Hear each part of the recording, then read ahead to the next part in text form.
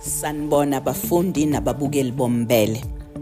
Kuleli sonto udaba lwezomnotho obeliseqhulwini olokuthula isabelo mali sango-2026-2027.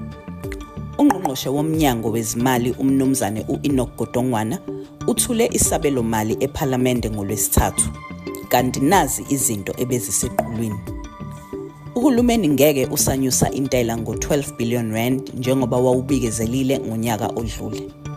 Enaba ngalesi sinqumo, umgcini mafa uthe izinkomba emnothweni zikhombisa ukuthi izinto zisahamba ngendlela obekuhlelwe ngayo nokuthi lesi isinqumo esingase sibe nomphumela omubi emnothweni. uGodongwana uthe ukukhuthaza abantu baseNingizimu Afrika ukuthi bonge baphakamisa ukuthi imali ongayitshala ngonyaka kodwa ungakhokhiswa intela ngayo inyuke isuke ku-R36,000 iye ku-R46,000. Intela isetshenzisiwe nokulekelela amabhizinisi amancane njengoba uGodongwana ethe isizokhuphuka imali okufanele inkampani iyingenise ngonyaka ngaphambi kokuphoqeka ukuthi ibhalisele ukukhokha iVAT. Amabhizinisi asezophoqeka ukuthi abhalisele iVAT uma kuwukuthi angenisa u-R2.3 million kusuka ku-R1 million ngonyaka. Lezi zinguquko ezazigcine ukwenzeka ngo-2009 zizoqala ngo-April. Okunye uhulumeni okwenzile okuthinta intela yezakhamuzi ngqo. Imali ebuyiselwa abantu abanomshwalense wezempilo njengoba izonyuka isuka ku-R364 iya ku-R376 kumalungu amabili okuqala bese kwamanye isuke ku-R246 iye ku-R254.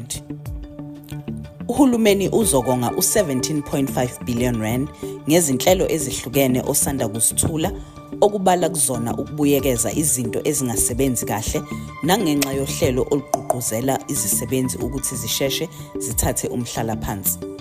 Umnyango wezimali uthe ukubuyekeza izinhlelo ezithinta ukuthutha umphakathi nezibonelelo kuholele ekutheni wonge u-R12 billion.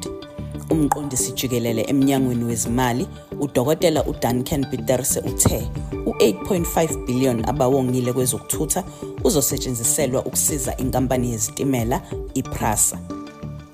Isigaba sokuqala sohlelo lugqugquzela ukuthi izisebenzi zikahulumeni zisheshe zithathe umhlalaphansi sesiphothuliwe, kanti izicelo esezigunyaziwe ziwu-7,687.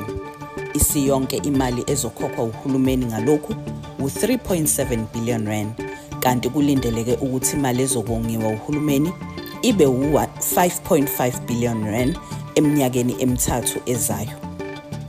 Emva kweminyaka ewu-18 isikweletu sikahulumeni silokhu sikhula, kubukeka sengathi isiyanqotshwa lempi njengoba kuzophela unyaka wezimali u-2025-2026 singaphansi ngo-R12.4 billion kunokwakubiyezeliwe kwisabelo mali sangonyaka odlule.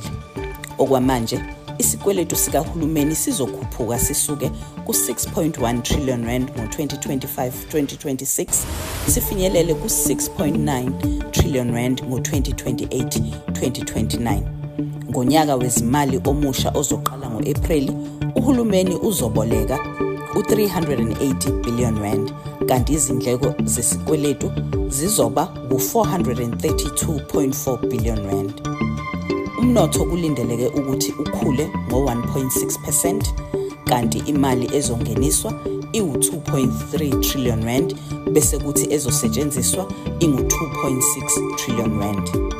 Kolunye udaba kuvele ukuthi izinguquko ezinqala osekunominyaka ziqalile ngaphansi kwe-Operation Vulindlela azibalulekile kuphela ngenxa yokuthi zizolekelela ukukhulisa umnotho, kodwa zimqoka futhi ngoba yiyona ndlela yokuvikela umnotho kungakhathaleki ukuthi ubani ophethe uhulumeni. Sisho kanje isikhulu esiphezulu seBusiness Leadership South Africa, uNkosazana uBusi Mavuso, emcimbini weStandard Bank obubuyekeza isabelo mali sango-2026-2027 obungoLwesine eCape Town.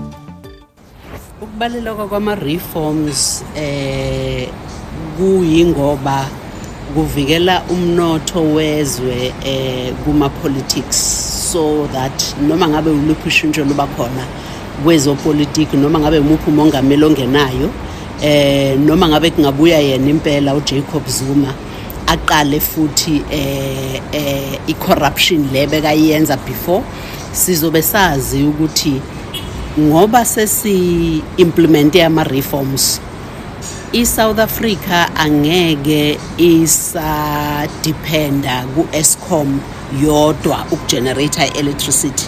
Okwenzakele manje because of ama reforms ukuthi sesi introduce ezinye inkampani private ezizo generators zizokhiqiza ugesi. So ukhiqiza kogesi ngeke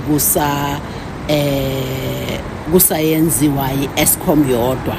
So uma ngabe umongameli ongekho uma ngabe kungena ugovernment or uhulumeni ocorrupt aqale mhlambe futhi i-corruption lebe bayenza iEskom, kusho ukuthi even if iEskom ingawa kuzoba nabanye abakhiqizi bogesi abakhona njengoba bakhona manje abazokhona ukwenza sure ukuthi ukhiqiza kogesi kuyaqhubeka, i-load shedding ayibuyi, umnotho wesizwe uyavikeleka, kuba nenqubekela phambili yezweni.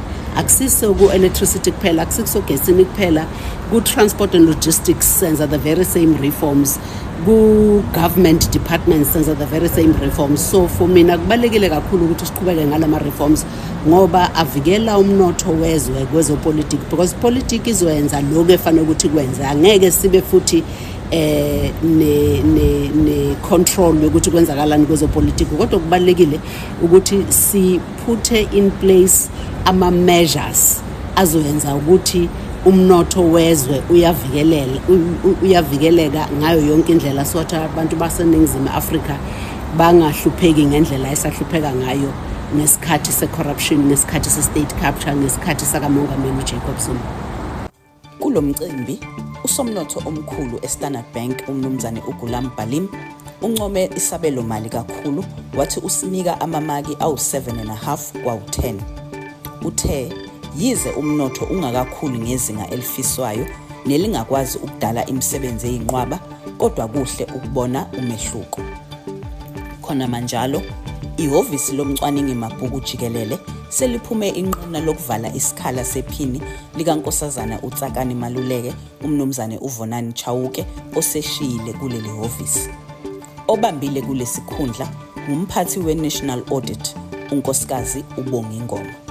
Funda ngalezi zindaba zomnotho namabhizinisi ngolimi lwebele ku www.umbele.co.za uncele kokwansile.